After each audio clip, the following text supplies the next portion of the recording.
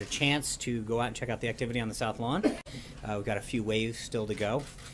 The President and the First Lady welcomed thousands of families here to the White House this morning for the 139th annual Easter egg roll. When it's all said and done, we'll have had thousands of guests, including many active duty military, veterans families, children from local schools, patients from local children's hospitals, all here to share in this historic event. Right about now, the President is finishing up his regular meeting with the Secretary of State. The Vice President, of course, is currently on a 10-day trip visiting South Korea, Japan, Indonesia, and Australia. While in South Korea, the Vice President participated in an Easter church service with both American and South Korean service members and their families, and has been holding bilateral meetings with representatives of the South Korean government. The Vice President is delivering a message to the people of the Republic of Korea on behalf of the President that even in these troubled times, the United States stands with them for a free and secure future. Under President Trump, our ironclad alliance will be even stronger. Our nations will be safer, and the Asia-Pacific region will be more secure. From South Korea, the Vice President will head to Japan. I'll continue to provide updates as they warrant during the Vice President's trip throughout the rest of the week. Looking ahead, tomorrow the President heads to Wisconsin, where he'll talk about his Buy America, Hire America agenda at Snap-on Tools in Kenosha, Wisconsin. For those of you who aren't aware, Snap-on is a prime example of a company that builds American-made tools with American workers for U.S. taxpayers. We'll be having a background briefing here in this room later this afternoon with senior administration officials regarding the details of the trip. Further guidance should be coming out in your inboxes momentarily. On Wednesday, the President will sign the Veterans Choice Program Extension and Improvement Act. The President is proud to sign this legislation, which passed unanimously by the Senate earlier this month. The bill ensures that veterans have certainty and continuity of care while this administration works with Congress to develop a plan that reforms the VA system and gives our nation's heroes the care that they deserve. He'll also host the New England Patriots this Wednesday to congratulate them on their 5th Super Bowl win. And on Thursday, the Prime Minister of Italy will be here for an official visit. With that, I'll kick it off to the birthday boy, Mr. Jim Acosta. I'll take it. Thank you, Sean. Does the President have a red line when it comes to North Korea, that if they cross it, they will bring about some kind of military response from the U.S.? I think what we talked about, you know, the use of red lines in the past with respect to Syria, the President's made that drawing red lines hasn't really worked in the past. He holds his cards close to the vest, and I think you're not going to see him telegraphing how he's going to respond to any military or other situation going forward. That's just something that he believes has not served us well in the past. We did this with Mosul. We start to talk about what the action will be months in advance, and it really gives the intended recipient of action a heads up as to what's going on. So I don't think that you're going to see the President drawing red lines in the sand, but I think that the action that he took in Syria shows that when appropriate, this President will take decisive action. So let me just to follow up on that. Syria is one thing. North Korea is quite another when they have nuclear ambitions the way that they do. Right. When you talk about, well, we did this to we did this to Syria and we did this to Afghanistan, is that no? I think in the case too loose with, you know, bombastic rhetoric. No. I think, and again, I please don't read too much into that in terms of trying to make an analogy on the action. I think it's quite the opposite. But I think with respect to North Korea in particular, the President had a really good meeting with President Xi down at Mar-a-Lago, where I think he's spoken extensively about the relationship that they made down there, and that they continue to work to improve. And the results of that are paying off. I think you see China playing a much more active role with respect to North Korea, both politically and economically, that they can continue to apply pressure to achieve results. And I think we're going to continue to urge China to exhibit its influence in the region to get better results. But North Korea did launch that missile. I understand that, and it failed. We're well aware of what's going on. We monitored that situation. The President was kept up to date, as you know. But I think that we're going to continue to work with China in particular to help find a way forward on this. John. Thanks a lot, Sean. The President, as you just mentioned, has spoken about this relationship that he's developed with President Xi. And President Xi would be leaning on the North Korean government to prevent the kind of attempted missile launches like we saw over the weekend. It seems as if that effort in terms of leaning on North Korea did not work. In addition to that, the vice foreign minister of North Korea said to the BBC today that North Korea will test its missiles on a weekly, a monthly, and a yearly basis. So my question is, what kind of pressure is China putting on North Korea? Well, again, I think this goes back to the nut of what Jim was asking, which is I think for us to telegraph what we're going to do or what we're going to ask others to do would not be a smart strategy to lay it out on public. But I think that if you realize, for example, on the economic side of things, China is the #1 importer of North Korean coal. I think to see them curtail some of that has a real economic impact on the region. There's a lot of economic and political pressure points that I think China can utilize, and we've been very encouraged with the direction in which they're going. But it seems as if North Korea is essentially, just based upon what they tried to do over the weekend, thumbing its nose at even China because of what they attempted to do. I understand the question. I think we're just not there yet. We've got a lot of tools left and a lot of conversations that are ongoing, but let's not get ahead of ourselves. I think we've had a very productive direction that we've seen China move in, and I think there's an agreement, I think, by everyone so far that a nuclear capable North Korea is not in anybody's best interest, and I think we're going to continue to work with the Chinese in particular on this case. Caitlin. What was their review of the White House visitor logs? What was the extent of that review? I'm sorry, what was the extent of their review of the White House visitor logs? What made you change your mind to not continue releasing them? I think, as was noted on Friday, we're following the same policy that every administration from the beginning of time has used with respect to visitors log. We will comply with both the Federal Records Act and the Presidential Records Act as stated by law. Well, why does the president object to people knowing who is coming in the White House? Well, it's not a question of objecting. It's about following the law. We're following the law as both the Presidential Records Act and the Federal Records Act prescribe it. So it's the same policy that every administration had up until the Obama administration, and frankly, the faux attempt that the Obama administration put out where they would scrub who they didn't want put out didn't serve anyone well. The president wants to make sure that people can come in the same way they can go to a members of Congress's office, provide information and details, and there's people who want to be able to come have that conversation with members of the administration the same way that they would do with members of Congress, go into their office. Why didn't he take this opportunity to one-up the transparency game? If Because Obama was so bad at I it? think I'm trying to explain that to you. I think that we recognize that there's a privacy aspect to allowing citizens to come express their views, and that's why we maintain the same policy that every other administration did coming up here prior to the last one. And the last one, frankly, was a faux level of doing that, because when you go through and you scrub everyone's name out that you don't want everyone to know, that really is not an honest attempt at doing it. We're going to follow the law the way that every administration has followed up until the last one. Zeke. Hey, Sean.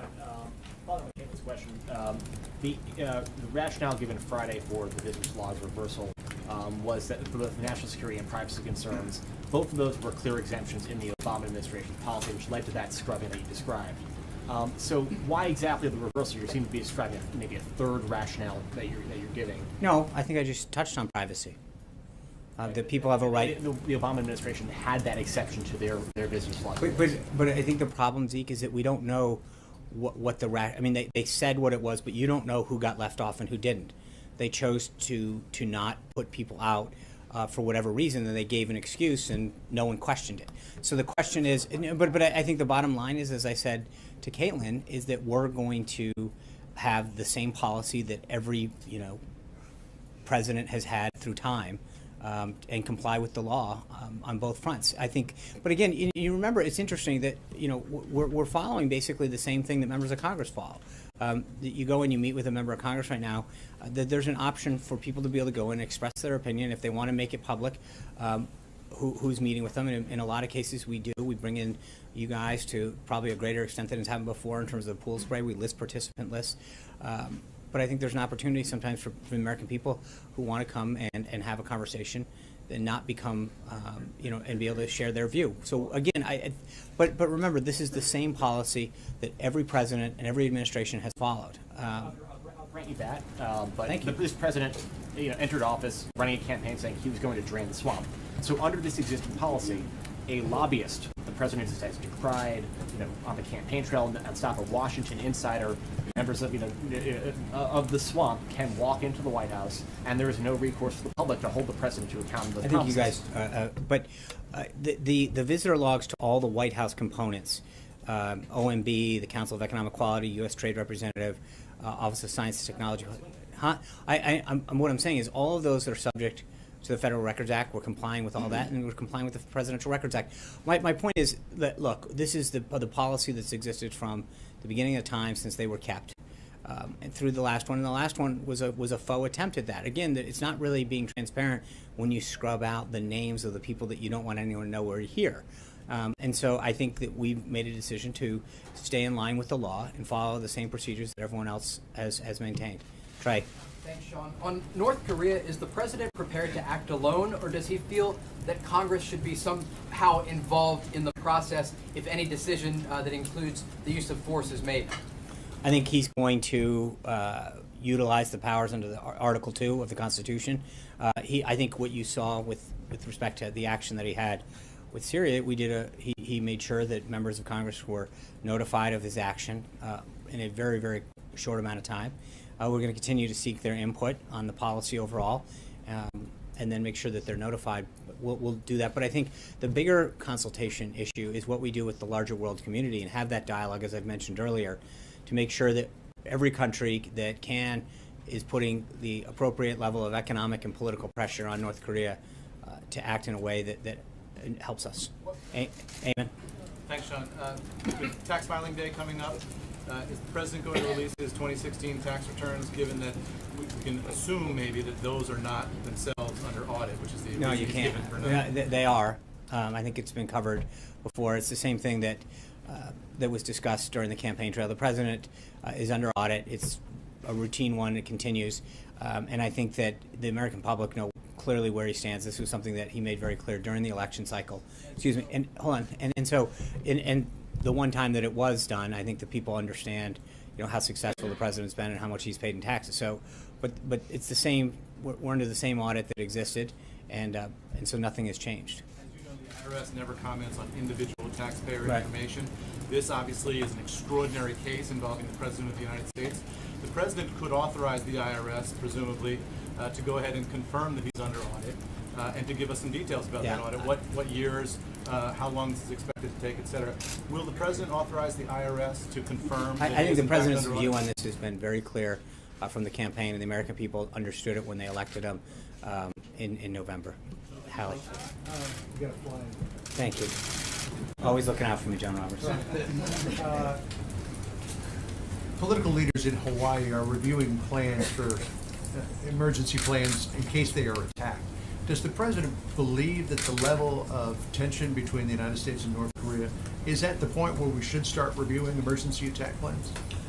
So just to be clear, and again, I'm not going to get into, I would just tell you that there are military contingency plans for almost every scenario in a numerous aspects around the world, here at home, everything from humanitarian relief to refugee crises to attacks. That is standard military procedure to have those kind of things. So to make that in any way, shape, or form sound new would be a mistake. It is a standard operating procedure of the military to plan for contingencies in a number of operations in a number of hotspots throughout the world on a regular basis. And with respect to Korea in particular, that's been going on for decades. I'm just wondering, how high does the president view the threat level from North Korea? Again, I think the president has made clear we're aware of the activities that they've engaged in, and we're monitoring them, and the national security team continues to keep them up to date. Just one more on that topic. One of the reasons why successive administrations has chosen to negotiate with the leaders of North Korea is because it's believed that there are no good military options to deal with. Does this president believe that there are viable military options for dealing with North Korea? Again, I'm not. I understand that, but I think taking anything on or off the table in itself, limiting your options to some degree, and so I'm not going to even discuss that, Julie. I wanted to ask a couple of questions about the situation in Turkey. Mm-hmm. Is the president concerned at all by these reports from international monitors that this referendum that gives President Erdogan these sweeping powers had irregularities in it? My understanding is there's an international commission that is reviewing this and issues a report, so 10 to 12 days, and so we'll wait and let them do their job. There were international monitors throughout Turkey, and we'll let the. What would he like to see Erdogan do? I think at this point, right I don't now think, while that I think it would, happens? we'd rather not get ahead of that report and start to make decisions without knowing. There were observers there, as there routinely are, and I'd rather wait and see. And just beyond the irregularities, just the act that that Erdogan is going through to try to accumulate these powers. What does the president make of that? Again, I'm not going to, they have a right to have elections, and their people participated in that, but before we start getting into their governing system, let this commission get through its work. Steve? Sean, when Vice President Pence says that regarding North Korea's strategic patience is over, Right. what does that mean exactly? The era of strategic patience was a policy that the Obama administration enacted to basically wait and see. I think we have now understood that that policy is not one that is prudent for the United States, and I think that's why you've seen stepped-up efforts, particularly with respect to China, and that's why I think the relationship that the president really is building on from the time that he spent down in Mar-a-Lago with President Xi is hopefully going to produce results. And so part of it is to actively engage with world partners like China in particular that have economic and political influence that they can utilize. What would it take to restart some sort of talks with North Korea? Well, let's see. Again, I'm not going to get ahead of the policies right now. I think we're seeing some active engagement with China, and that's helpful. So let's see how that goes. Allie. I have two for you on North Korea. You're doing it today. You've done it before. You've stood at the podium and said you don't want to telegraph moves Right. that the president will make, because you want to preserve that element of surprise. A Kremlin spokesperson said that President Trump is more impulsive and unpredictable than Kim Jong-un. At what point does this strategy of unpredictability become a liability? Well, I respectfully would disagree. I think that the rest of the world, when he acted in Syria in particular, the world community, not just the world community, but here at home, on a bipartisan basis, applauded the president's actions. Do you see unpredictability as an Well, asset? I think absolutely, but it's not. I think that you have to look at the flip. I mean, I talked about it a minute ago. When you look at some of the actions that we've taken in the past, Mosul being a good example, where we leaned in and started to explain what we're going to do and when we're going to do it, that takes a huge element off the table of not only surprise but achieving the effect that you're trying to do. So the world community, and especially the more that he meets with world leaders, in developing relationships, repairing relationships, and reasserting the U.S. place around the globe, it should be a reassuring to not just us here at home, but around the globe. People are excited that the president is taking action, and decisively so. You've made it clear that you're not taking options off the table, right. including military options. Defense officials have estimated for a long time that war on the Korean Peninsula will cost thousands of lives. It could economically devastate South Korea. Is this to be read then as an acceptance of that risk by the Trump administration? No, it's again. I think the point is that if you get into a series of hypotheticals about what you will take on or off the table, will we do this or not that? At some point, you really start to narrow your options, and I think the president has long held a strategy that doing that begins to give the enemy, the opponent, whatever it is in any particular case, whoever he's, even if it's just a negotiation. The options of knowing where to go and where not to go. And so the president's been very clear that not taking options off the table gives us a stronger hand. So do you accept the risk of war? I didn't no, because again, by what you're trying to do is to get us to take something off. I think at the end of the day, we will always act in America's best interest to ensure that our national interests are protected. And so if we were to say that we're taking something off the table in any way, shape, or form, that would limit what we have to do. We are going to make sure that we do what we have to protect our national interests. And obviously, with respect to South Korea, we've been very clear. The Vice President spoke very clearly about the need to strengthen and cement the alliance that we have with South Korea during his visit. I don't mean to belabor the point, but I just want to be clear, because I want to flip the coin, right, which is something you talked to us about. If you're not taking options off the table, if you flip it, then that can be read as you're accepting the fact No, that I the think that's a crisis could stretch. escalate Right, in South Korea. that's a stretch. I think don't. That's the point. I'm not. No, it's not a question of taking the risk or not taking the risk. Again, you can start to go down a very dangerous path of, will you use this, will you not use that? The president's very clear, and I think everybody who's been briefed on him, and I think when you look at the quality of the national security team that's surrounding him, by all accounts, probably the best in our nation's history in terms of all across the board, you know that the president is getting unbelievably sound and strategic advice on how to protect our national interests. Brian. Last week you dismissed, I think it was when Hallie asked the question, you dismissed North Korea and said it isn't a threat if you can't go through with it. So what changed? What's our goal in North Korea? What's the strategy? And what's your response to the critics who say that this is just blue smoke and mirrors to hide some of the problems on the White House staff and some of the failing domestic social agenda? I don't think there's anybody in the world who would not believe that North Korea's actions are both provocative and a concern. So the actions that we're taking are extremely they're appropriate and justified. What we're doing is working with the world community, and as I've mentioned multiple times today, especially China, which is really acting in a historic way to ensure that our national interests and the safety of the peninsula is protected. So what about the follow-up there is what about the criticism from people on the Hill who say you're just hiding a domestic agenda that isn't working? I've never heard that. I haven't heard that criticism. Well, actually, I have. Okay, well, then we travel in different circles.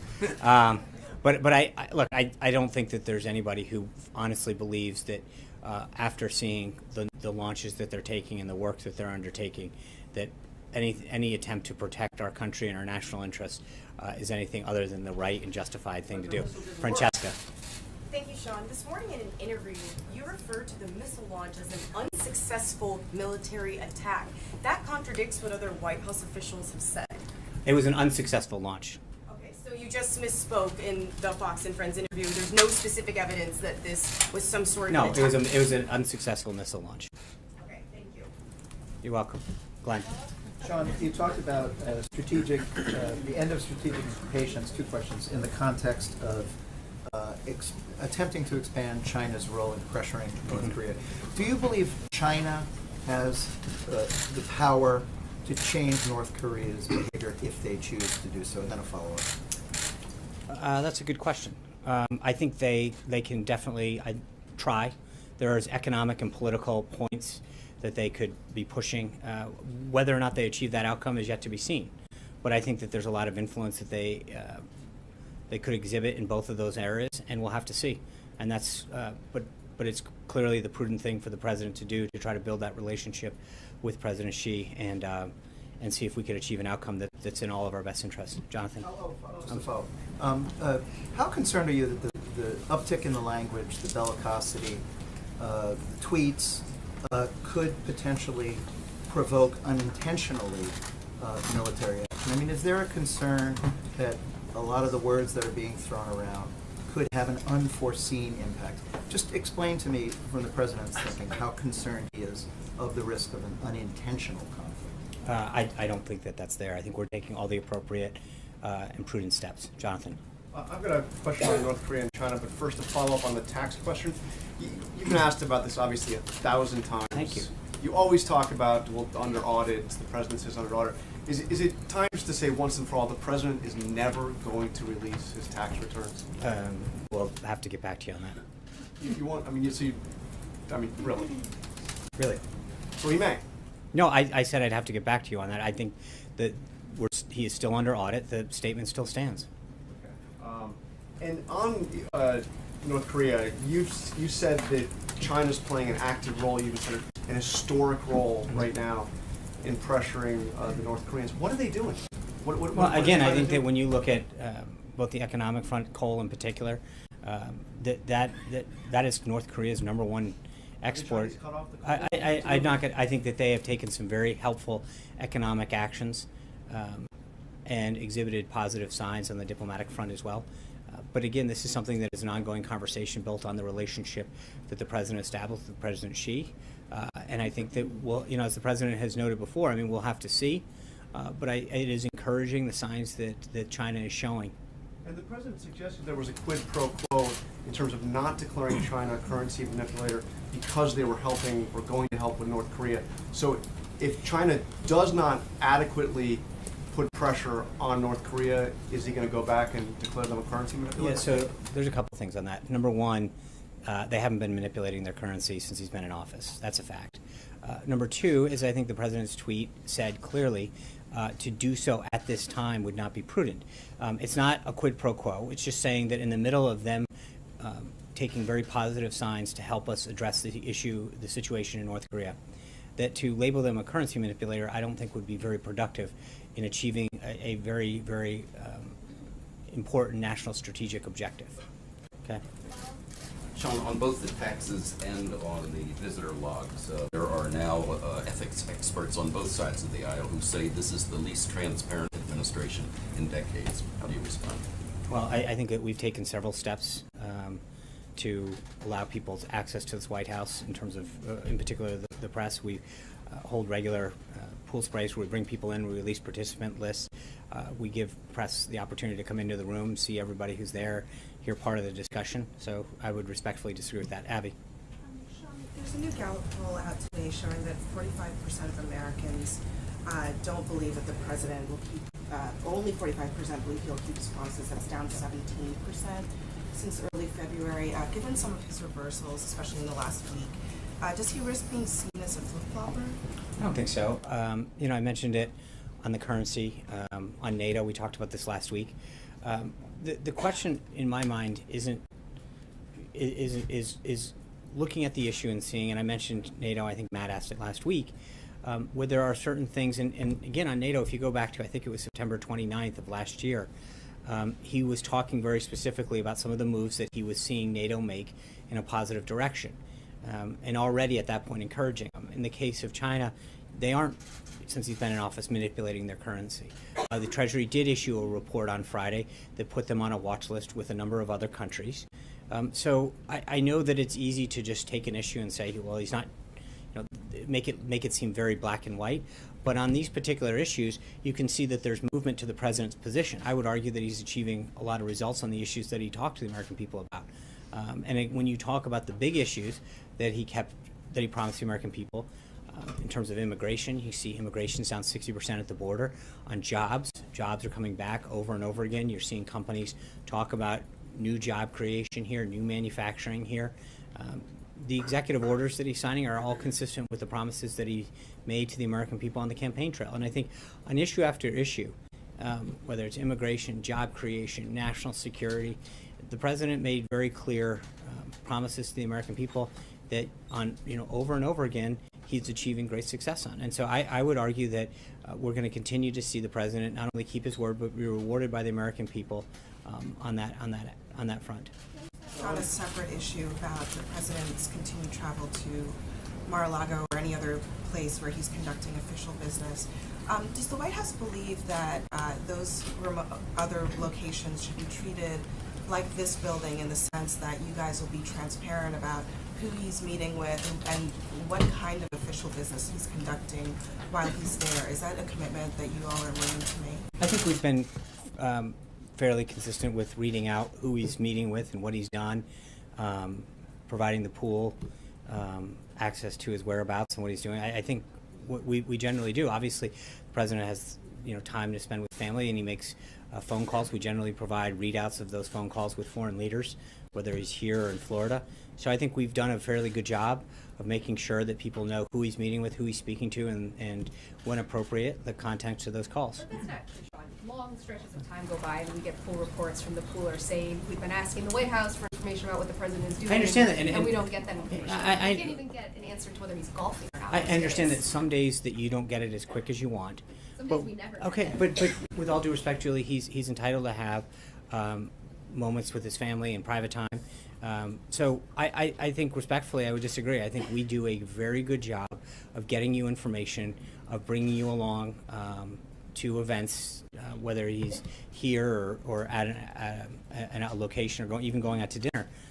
We've lived up to that. I think the president and is entitled to have some times with his family and friends to just catch up. But then that's the difference than what you're saying. No, Abby, but which is that you are providing. no, that but what information. I'm saying is her question was about official business, and when he does have a call and when he does meet with advisors, we generally put it out. But when he's meeting internally, in the same way that when he's meeting here with his staff, we don't read out every staff meeting that's going on. And so when he's down traveling and he's having meetings, whether it's on Air Force One or wherever, you know, that's what his staff does, is they provide him updates and policy briefings and give him an opportunity to make key decisions with their insight into a particular issue. That's what all presidents do. And I think that I would respectfully suggest that we have done a really good job of making sure that that the pool in particular has provided information in terms of his whereabouts, and then we've provided background briefings on issues that are coming up, where we're going, why we're going, and what we intend to do. So, you know, I get that there's always going to be this back and forth. You guys are going to always want more. And I think that we've tried to do what we can to get you that.